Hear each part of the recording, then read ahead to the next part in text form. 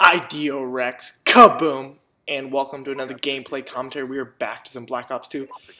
I got this gameplay a little while ago. This commentary is not about the gameplay, but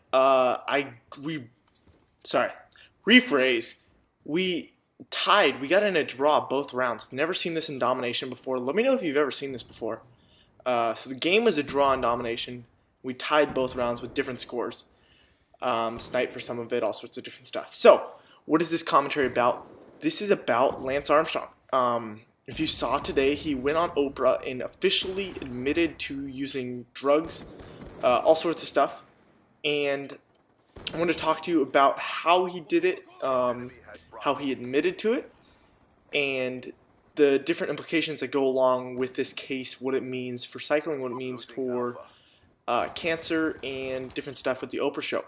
So I did a commentary on Lance Armstrong maybe a month and a half ago, but we had a lot less subscribers. So I'll give you guys a quick update on what makes me worthy to comment about this.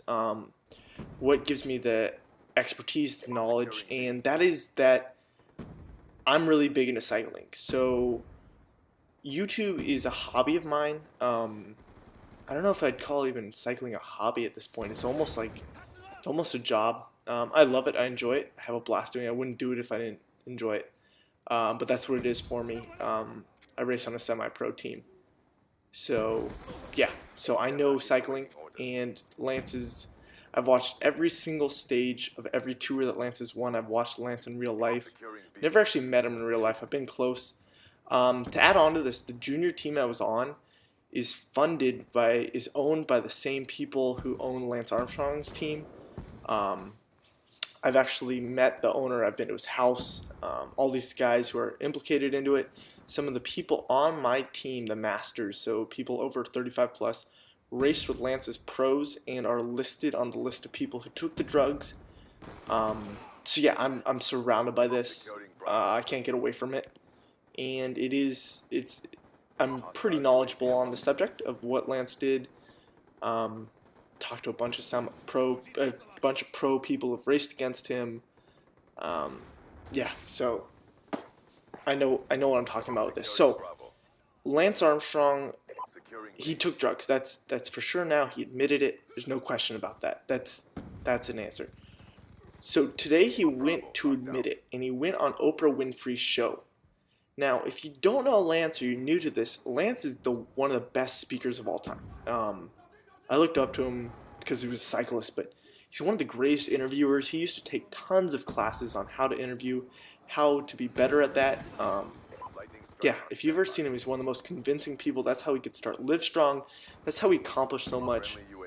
And he went to admit it on a TV show, on a talk show, and that's a rare way to admit to a flaw. Usually you go to like a newspaper, or people do different things. They usually don't go to like a TV show like that or a talk show. And Oprah Winfrey, she really spent her time talking about how it felt, how to be a bully, and all this stuff. And Lance, it looked like he was admitting it. Yes, he admitted it. There's no question about that. But he controlled the interview, I felt. I felt that he was never... Oh, I got picked off by the corner. Never out of control. He was controlling the facts. Yeah, he was the one who was deciding what was going on, when it was being said, what was truly being said. And Oprah was just sort of asking him the useless questions. She was asking him, how does it feel to have cheated? How does it feel to be a bully? All these things that don't really matter. We want to know, hey, when did you start using drugs? What allowed you to start using drugs? What should change in the cycling community to stop drugs in the future? They already talked about that some, but you can talk more about that. That's what we want to know. We want to make progress. We don't really care how you felt. This isn't some lovey-dovey thing. You could even see, I don't watch Oprah Winfrey, in the advertisements there's tons of advertisements on this thing, it was crazy. In the ads between the different segments of the show, she just kept talking, or you could see she was talking to other people, other parts of her show is what they're advertising, and she was talking like, bisexuality and all these, yes, they're real problems, but they rely on the human emotion more than see, there's the first round. They rely on the human emotion, and Lance, we want to know the facts. I don't care how you felt to cheat, Lance. Like, you cheated. How do we stop this in the future? Why did you cheat? Stuff like that. But we don't need to talk about how he was bullied, all these, how he was a bad person. How does it feel to come out to people? That doesn't matter. We want to know facts. So that's how the interview went, and I was just disappointed with it. They kept repeating the same things. I keep saying bully, but they talked over and over about how Lance was a bully. Like, yes, we know he's a bully. There's no big news to that. To be the best at a sport in the world, you've got to be, to some extent or another, a controller. You have to dictate what the people around you do. Even if you're not cheating, just to be the best in the sport, you gotta dictate what happens around you and how others do it. Because you can't win a Tour de France 7 years in a row unless you set up situations that help you win. When I race, I look for situations that'll help me win, right? I want the situation where this is my strength and I'm racing against everybody else's weaknesses. He set up those interviews where it was his strength. His strength is talking. He can get people to believe in him emotionally. Yes, we believed in him, but what he was trying to do subliminally, maybe not subliminally, was he wanted you to believe in him, that in the end he was a good guy. He couldn't do anything about it. Everybody was using drugs, and he was dealing more with that than the actual problems of his drug use and the effects of that. So it's interesting that came out. I watched the whole thing. It's great that he finally admitted it. We just criticized him for a while, but it's great that he admitted it. It's progress for the sport. We can start moving ahead, hopefully fixing more problems that come, and hopefully eliminate drugs from our sport. Now, people may think that, hey, cycling, wow, you guys got major drug problems. Everybody's using drugs. Yes, a lot of people use drugs, but cycling is the best testing system in the world for stopping drugs. They've fixed it a lot because they've had problems. It's the hardest endurance sport. It's the hardest sport in the world. Nobody's going to argue with that. There's other sports that take more skill, don't get me wrong, but cycling is the hardest sport. So other sports are not doing very well. Baseball just came up with a rule that you could not do that you could do testing throughout the season.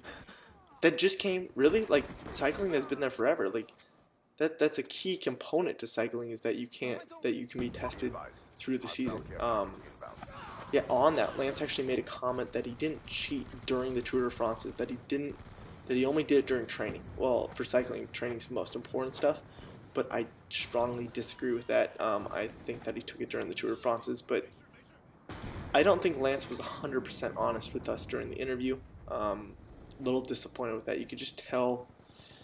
I've been around the sport long enough, and I've talked to enough people where I knew what was going to be said, or I knew it was true without Lance saying it, and I wanted to hear what Lance said or how he said it.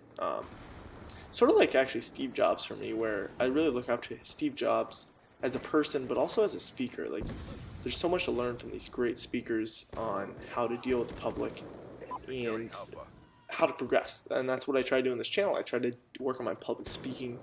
There's a lot of progress that I've made by talking to a camera. There's no audience, but you guys are my audience. Maybe it's not live, and it's the progress that's built. And going along with that, Lance has made me a better person. So regardless of what you think of Lance, whether he's a good guy, bad guy, I watched his 7 tours. He encouraged me, he made me believe. He made me think that I can be more than myself. I can do the unthinkable. I can come back from cancer. You can be more than yourself. You can accomplish amazing things in life.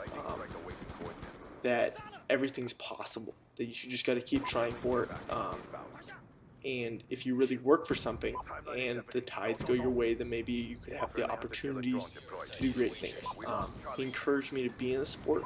I don't know if I would be cycling if it wasn't for Lance winning all those Tour de France's, being such an encouragement, being an American, winning those with style, panache. I think in the end of the day, he was great for me. It's the same way we had a question. Maybe I'll worry about that some other time. We'll skip that topic. I'll bring that up in a different commentary. It's a good topic, but it's a little bit off subject. So Lance, I respect and am thankful for the person he was, and I almost see it as two different people. The person he was who took drugs, and then the person he was who was the philanthropist who helped cure cancer, got motivated for cancer, did Livestrong, won the tour, fought against all these druggies of the other countries, and here's the second draw that was crazy. So that's my thoughts on it. We were all over the place, but hope you guys enjoyed it. If you did, let me know what you think. Do you agree with my comments? Do you disagree with these? I'd like this video to be more of a discussion. I don't really care if you like or whatever, but just discuss it and let me know what you think. It's been your boy Ida Rex. Peace!